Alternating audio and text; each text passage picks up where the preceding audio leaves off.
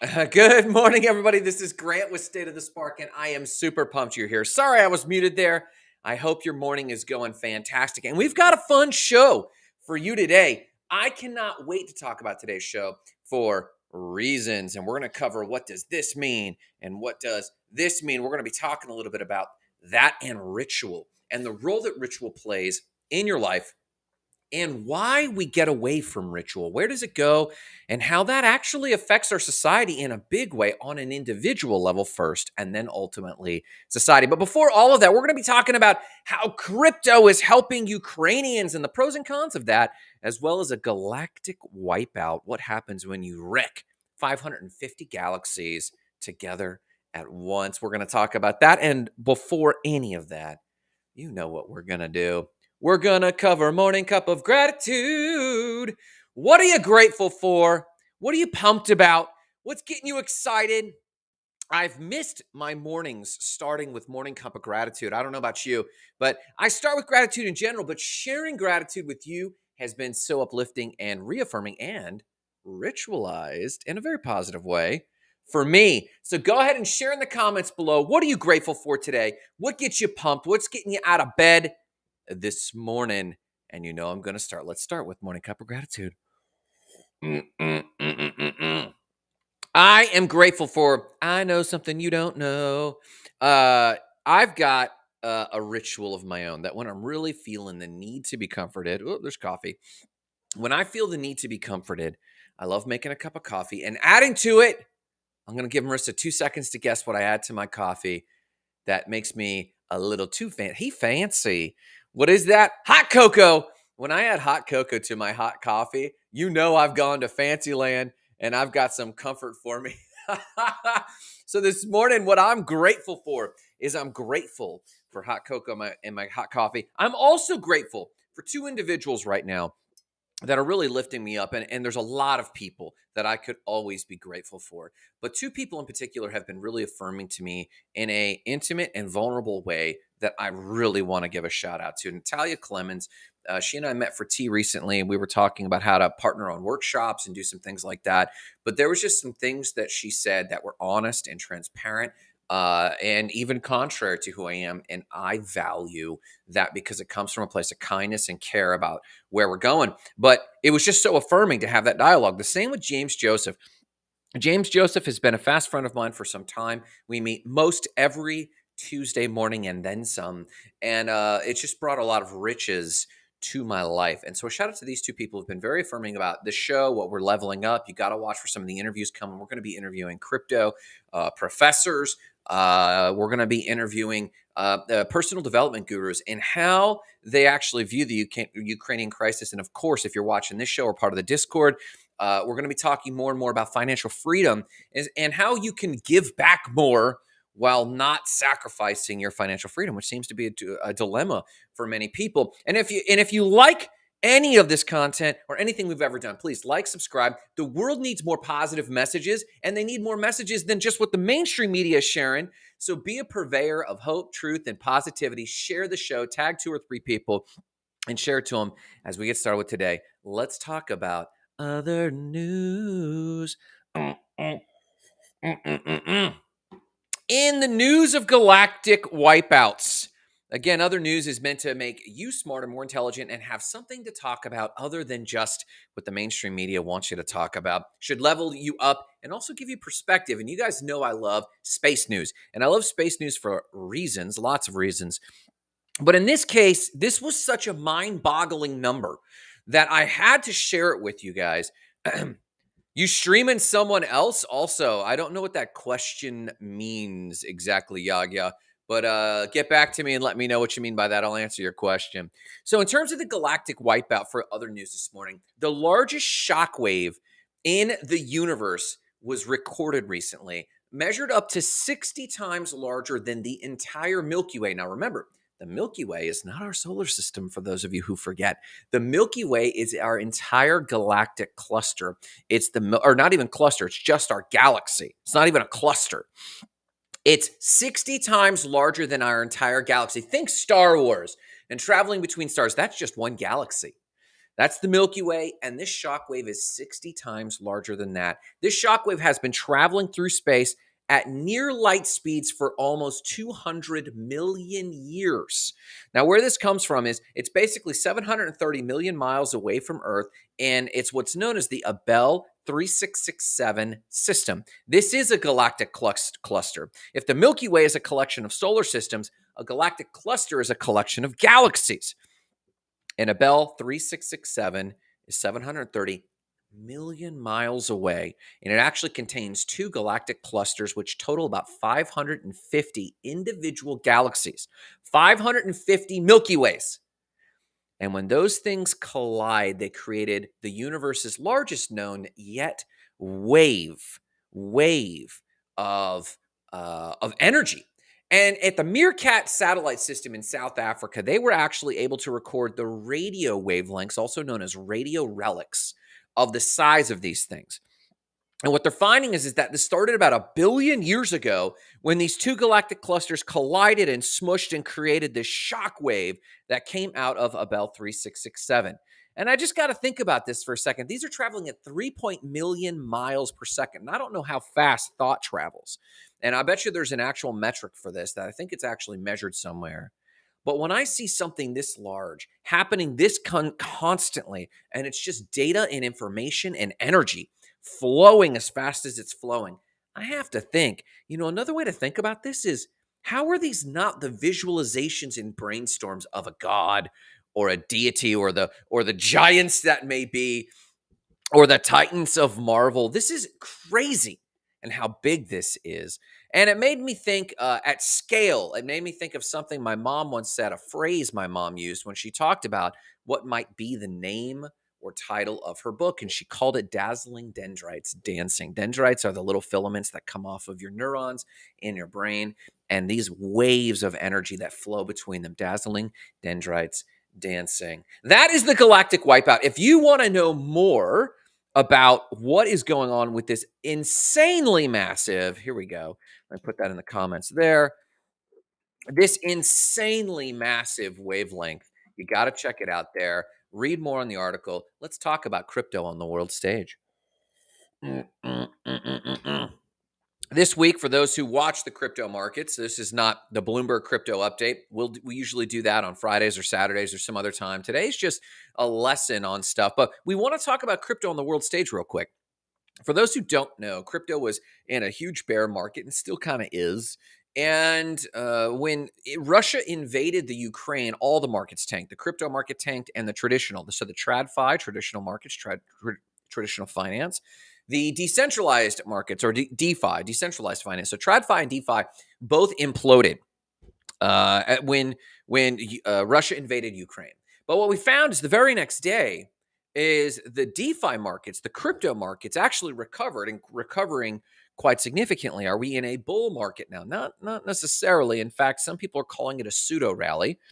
But the idea was this: what was going on? And people were asking, hey, what's happening here?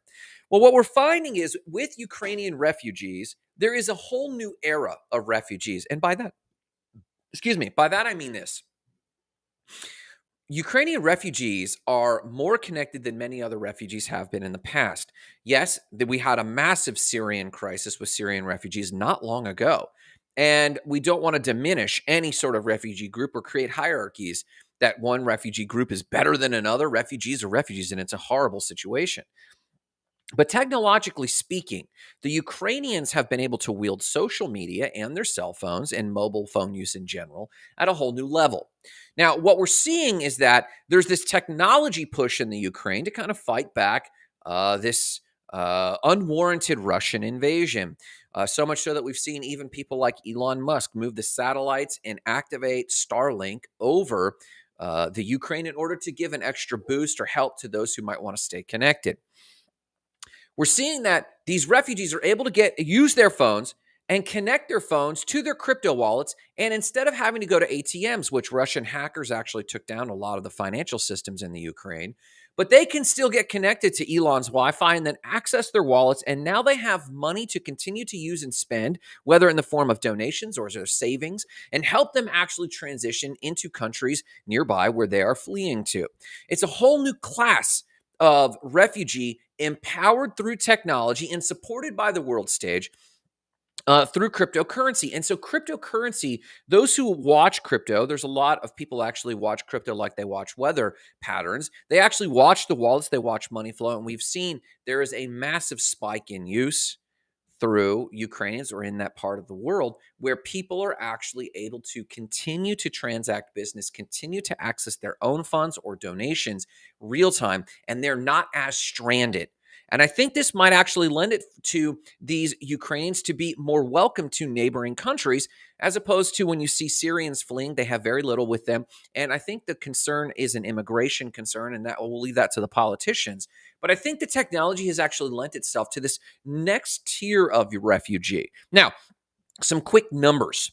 Over $50 million so far tracked in crypto has been actually moved to the Ukraine. And there's a link here for that if you want to see. Plenty of wallets being opened up. By wallets, I mean cryptocurrency wallets where people are able, there's that link. And then let me put it over here. Many new wallets being opened for Bitcoin, Ether, Binance USD, BNB. And to that point, Binance itself donated $10 million US dollars in cryptocurrencies to Ukrainian refugees through UNICEF, UNHCR, and they donated a variety of cryptocurrencies. And if you want to check that out, CoinDesk has a great article on Binance's donations. And of course, Binance is doing the virtue signaling, and it's a good thing that people are getting help. And Bloomberg covered this recently, and they covered the pros and cons. A lot of you out there, in fact, a friend of mine posted and tagged me in a post that talked about how crypto is not only helping Ukrainians, but it could also help Russians and Russian oligarchs avoid sanctions. And they spoke to this very briefly. Joanna Ossinger, who was a Bloomberg reporter, actually commented, and I'll post this link in here, in an interview. And someone posed the question, hey, can't these oligarchs and Russia itself avoid sanctions through cryptocurrency? And in principle, for now, yes. There are growing mechanisms through protocols such as Ripple and XRP that aren't as decentralized. And that means if it is centralized, you can kind of control how money flows or turn off a wallet or pause someone's wallet, like a Russian oligarch's wallet, so that they can't get access to their funds. This is why governments, this is partly why governments have taken so long to adopt cryptocurrency policies, because they want to make sure that they can enact controls where they can sanction companies or be sanctioned themselves. Now, very rarely does a country actually want their hands tied when it comes to their money, of course, as we're seeing this is really pinching Russian citizens in a big way. But this is the major difference that Joanna Ossinger mentioned in the Bloomberg article, and that was this. For the volume of cash that has to move for a government like Russia or even its oligarchs, for that volume of cash and the mechanisms they need to actually move their money or hide their money from sanctions, just the sheer size of it makes it difficult for them to move. Whereas a refugee who might have 10 grand, 20 grand, 5 grand in cryptocurrency, or is receiving a couple $100s in crypto donations, the benefit of crypto helping millions of refugees versus the potential risk that an oligarch or Russia itself, for now, can avoid some sanctions. Can it avoid all sanctions? No. If they can't be on the SWIFT banking system, and if the financial institutions of the West are blocking them, just because they moved into crypto doesn't mean suddenly that Barclays in London is going to suddenly accept Russian transactions. There's dynamics that go on at scale for governments that make it very difficult to even use crypto to dodge sanctions. Can they technically dodge it? Yes, but effectively dodge it? Not so much. And so the benefits of cryptocurrency to help the average person, which is its purpose of decentralized finance, to re-empower the bankless, as Cardano says quite often. The power of crypto on the field far outweighs the millions of people being served in that than the potential. Then the argument, a lot of people are using this argument, well, Russia and its oligarchs are going to get away with their money because of crypto, so we shouldn't have crypto. And it's an irrational argument based on how many people are being helped. And we're just talking about Ukrainian refugees right now. What about in countries where there's not oligarchs or despots actually trying to hide their money in crypto, which they're doing, but instead they're not oppressing anyone in general. There's just banking architecture that doesn't support the bankless. Crypto is overcoming these boundaries left and Right. So if you want to watch that Bloomberg article, there's a few links I've already posted for the articles I was studying this morning on this. But if you want the Bloomberg interview that actually covered this, I've got the link right there for you. Boom. And you can see how crypto, not only why is crypto going through a surge this week, but also how crypto is actually making its debut, if you will, on the world stage as a use case that is making an impact in other people's lives. Check out that link below. And let's talk about myth and ritual this morning. You see, this morning I woke up and I didn't feel like going out for my walk and run this morning. But I have a ritual. And part of that ritual wakes up and I put on my sweatshirt right away and I put on my shoes right away. And I drink a half a bottle of water, basically 2 glasses of water as quickly as I can. And suddenly I'm awake. And it's usually about 3:30 or 4 this morning. This morning it was about 3:50. And I got up and I suddenly put my audio book on and my earbuds in. And every time I do this, my brain and my psychology adjust into the ritual and I go for my morning walk. By the time I'm done with my morning walk, which itself then becomes part of the ritual, I then move on to the rest of my morning that aligns me for this show. I haven't done this show this week. We've been super busy and I've been overwhelmed and super busy. But the truth is, I haven't done my morning ritual. And my morning ritual gets my psychology in place, ready to deliver for you, ready to serve you with morning news or morning lessons. This is the power of ritual. I heard a radio show this morning that talked about the pros and cons of ritual, and we're going to touch on that in a quick second. But very briefly, Joseph Campbell, you guys know that the Enso, which is this icon here that you see me paint in the circle, and you also see that I carry the tattoo of the Enso because it means so much to me. And it in itself is a ritual. In fact, the art of the Enso is a ritual of drawing a single circle and not editing it, not amending it to do it. And it's this mental ritual, and it's got the 3 elements of ritual to it and made to anchor someone into the present moment.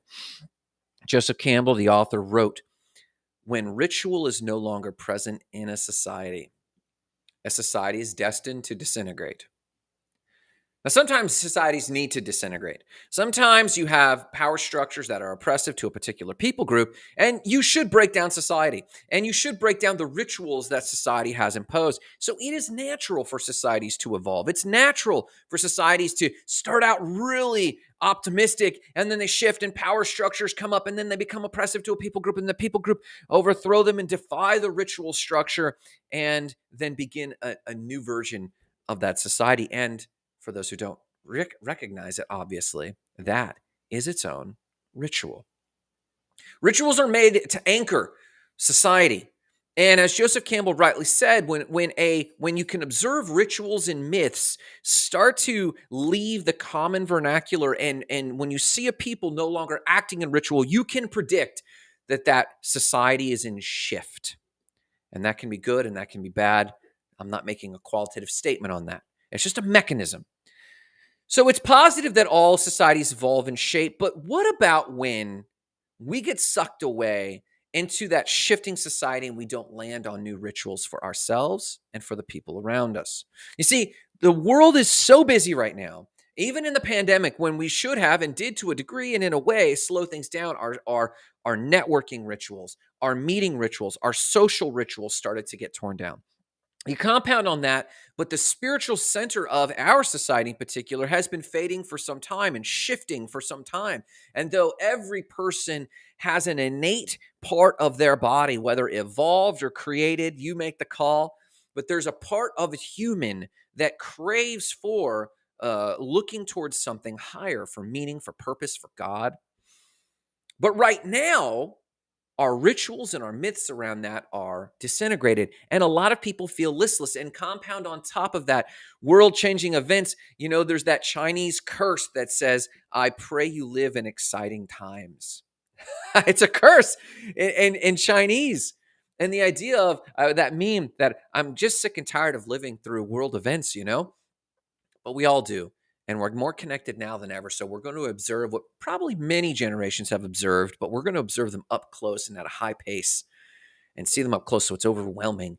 And if we don't have a spiritual center or a ritualized center, we will get lost in this and just be sucked into whatever anyone else is doing or pulling us into.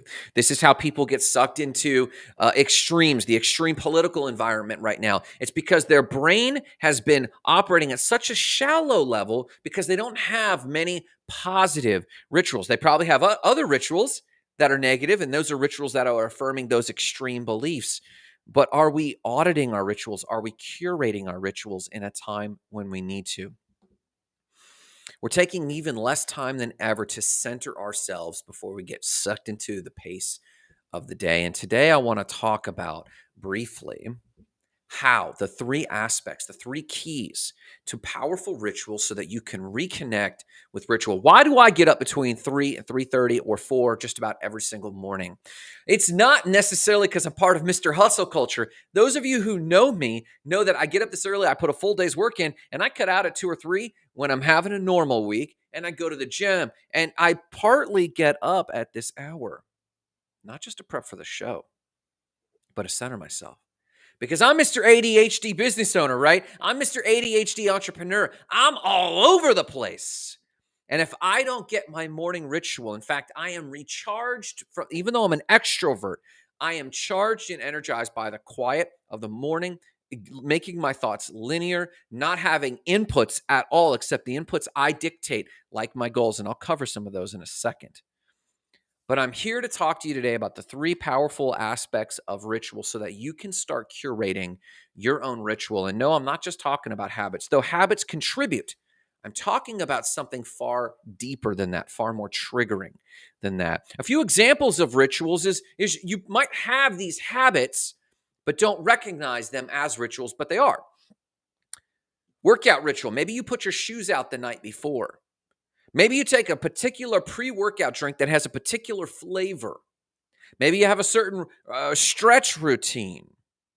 For Marissa, when she goes on her hike, every time she stops for her hike, she might get lunch or use the restroom or might be starting out in the morning, and she pulls the bag out and checks everything. And that has a lot of utility. She wants to make sure she has all of her supplies. She wants to make sure that it's buttoned down.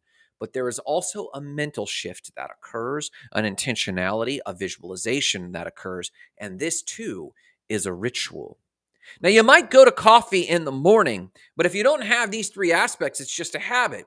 It's not a ritual. But some of you might have a ritual morning coffee.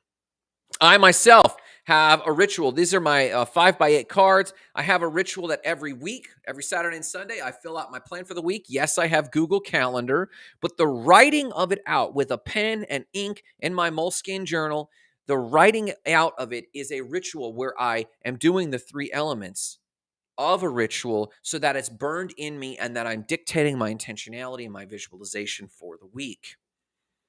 What are your, not habits, what are your rituals? What are the rituals that have these three elements? Let's touch on these three elements. Number one, a ritual is first physical.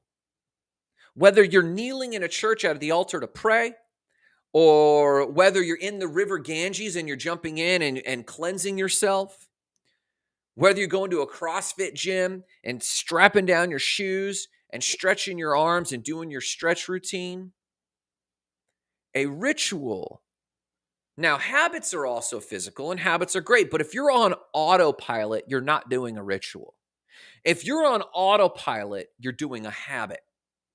What's the difference? Well, the difference if you're, say, for example, a CrossFitter and you're just going on autopilot and you're putting your shoes on, putting your thing on, stretch a little bit and go. But if you're on autopilot, you might perform 10 to 20% less than if you have a ritual. Check out the statistics in sports. For those who actually use the warm-up ritual, they focus and visualize and project how this performance will go. I have a ritual before each of my meetings where 15 minutes before each meeting, I full stop anything else I was doing. A lot of people will be working, and then they'll have a Zoom call or they'll have a meeting, and then they'll work, and then 2 minutes till they'll shut everything down, open everything up, and go to that Zoom meeting. Well, how do those sales go? How does that meeting with your team go? I have a ritual, not just a habit, but a ritual that 15 minutes before I stop everything and I pause, I review the thing and I get into a frame of mind that means that when I get on that call, I already know the desired outcome for that call. I know the desired outcome for that sale. I might have even had an extra few seconds to think about what matters to that person as I sell them. When you have a ritual before your meetings, you bring your A game to those meetings. First and foremost, the first key is that a ritual is physical. A ritual is physical, whether you tap yourself, and this is what we do in neuro-linguistic programming. If you want a neuro-linguistic program, tap them in the same place every day and say that thing, hey, I love you. Hugs are great, but if you're on autopilot and don't bring some of these other elements to it, it's just a habit. David O jumps in. Boom. Good morning, David O. Why do you think there's such a difference between the outcome of rituals and habits? Is it intentionality or do you think something else? David O, you guys got to check this guy out. You see his Facebook there. You can follow him on Facebook. I just saw him speak this week. Phenomenal gentleman. Great input. David O, it's because of the other two. Real quick, let me show you here. Boom. We're covering the first key, but the next two keys make the difference between a habit and a ritual, sir. So if the first one's physical, nearly all habits are physical. They become mental, but they start physically. Even bad habits, you smoke or you drink too much and you get into a bad habit, you numb your brain, and it turns into a mental habit, but it starts physical. But the second one is what David O is talking about when he asks, boom, when leadership coach David O asks, what's the difference between outcome of rituals and habits? The next one is the main difference maker. And he says it actually right here. My number 2, and I can show you my screen. It's written over here right now. The second one is intention. Am I bringing a conscious, desired intent to this ritual? When you kneel to pray at an altar, your intention is to connect with the divine. When you get into the river Ganges and rinse yourself and then put the tika of the ash tika right there, the intention is cleansing of the sin of the soul. When you strap up at a CrossFit gym and put your shoes on, your intention is to leave it all on the mat, not just lift weight. The habit, as David O asks about, would be like, I'm here to lift weights and maybe get my 6-pack abs like Dan Froning, a CrossFitter. But my intention, when I bring intention, my intention is to leave it all on the mat, to focus, to concentrate all of my energy and power and intentionality into this moment. It is a conscious act, not an automatic act. Habit is automatic. Ritual is intentional. You could literally shut your brain off and lose yourself and do an automatic habit. And I don't want to dog automatic habits. There is a power to going on autopilot, but rituals serve a purpose, and it's to connect with yourself. And the intentionality is the means, the medium, the material we use. When I paint, I have a ritual. And that ritual anchors me, and the intention is stated as to give my absolute best to this painting and to do intuitive painting. Good morning, Jessica. Thanks for checking in early from Colorado. Good morning. But that intention comes in, and what that intention really is meant to do, no matter how we word it, it's meant to reconnect with the self. So number 1, a ritual is physical first. Shape that ritual. Maybe you clap. I know that when I change direction, when I've tried it, when I'm listening to someone, I have a physical, intentional ritual because I'm a talker and I could talk at anyone. But when I know that I'm in a dialogue, I make sure I put my finger here. I touch my lips and then I move to my chin and I say, interesting. And it's a ritual that triggers me to be receptive and not combative. It's a ritual. Number 1, it's physical. Number 2, it's bringing intentionality. It's being completely anchored in the moment, not somewhere else. There's a place and time for that in habit, but ritual anchors you in that intention. And it's affirming. It's affirming and encouraging and empowering. A ritual, to me, a ritual should only have a powerful positive impact in the doer. It might have a powerful positive impact in others too. But if you're out there and you're doing these habitual things and you're bringing intentionality to harm something or someone, that is not affirming, encouraging, or empowering to you. It might be ritualistic. We've heard of ritualized killings. But that's not what I'm talking about. I'm talking about an affirming, encouraging, and empowering intent. That's a good ritual. And the third is attention. Because of the physicality, your brain starts shifting the psychology. Because of the intentionality, no matter what the material, to connect with yourself and connect with the ultimate, the divine, ultimate creation, ultimate nature, whatever is ultimate to you, that intentionality. And the third means it brings heightened attention. And this is the defining factor on the difference between ritual and habit. Habit, you almost lose attention. You ever go on a long run and then just like you're gone? Like, and then your run is finished. And you're like, what was I doing that whole time? You were trying to get through the pain, so you numbed out and went somewhere else. Now, maybe you had attention. Maybe you were focused every minute on your breath. And there's a great book on Zen and the Art of Running. It's fantastic. And it applies the principles of Zen to not go somewhere else, but to be so engaged that you have this next level of performance. It's attention. You're anchored in the moment. You see every element. You smell every smell. You hear every nuance. You feel every distinct factor. Gardening has become a massive ritual for many people because it's hard to check out for gardening. It's like painting. I can't check out when I'm painting. I can go on what I call hypnotic painting, but when I do hypnotic painting, I am so focused on the colors and the layout, and I'm also trying to listen to my intuition and how it moves from inside of me onto the canvas. I'm trying to connect my internal world with my external world. You can do this for workouts. You can do this for cooking. This is the foundation of Zen. 3 parts. Number 1, it's physical. And remember, physiology leads psychology, not the other way around.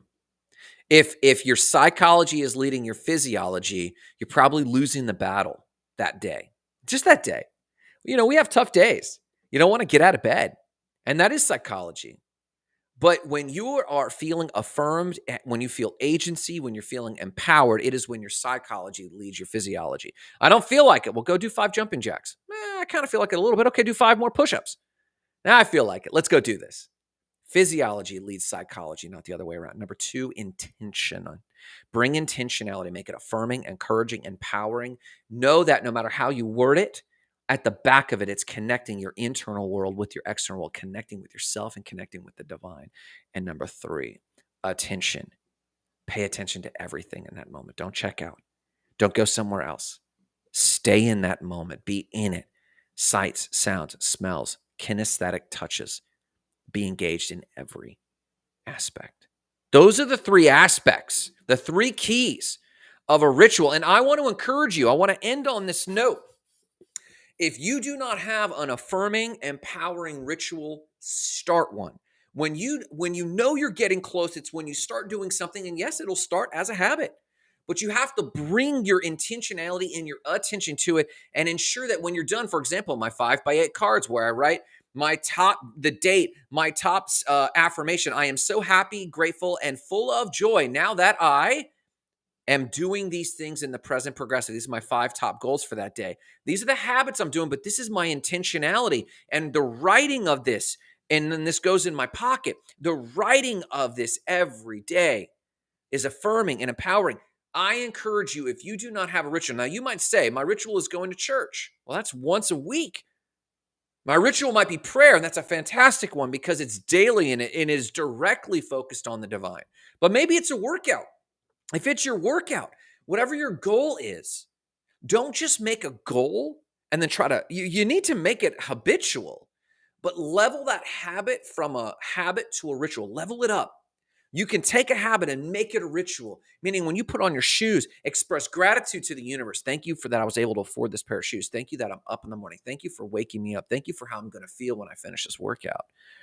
And connect with yourself. You can upgrade your habits to rituals and see far more fulfillment just in the act of doing it with those 3 things: physical, intentionality, and attention. Listen, if you got anything out of today, Share with a friend. You got to share more positive news. Be an influencer for positivity in your world. Like, subscribe. If you're on YouTube, subscribe, like the thing, or share it, or tag a friend who might need to hear that positive message today. But go out there and find your rituals. If you have a ritual, post it in the comments. Let me know. Tag me. Say, Grant, here's my ritual. Describe it to me. If you don't, go out and find one today. But remember, no matter what you do today, and this is a ritual. If you've watched the show for a minute, you know I have a ritual right now. And that ritual is physical because I grab my coffee. It has intention because of what I'm going to say, and it brings your attention to the thing I want you to bring to. It's a ritual. Because I always say this, go out, I wrap up and summarize the show. Go out and start a ritual. Tell me about your ritual. But no matter what you do today, remember the mission, igniting lives of explosive significance, starting with your own. Have a great day.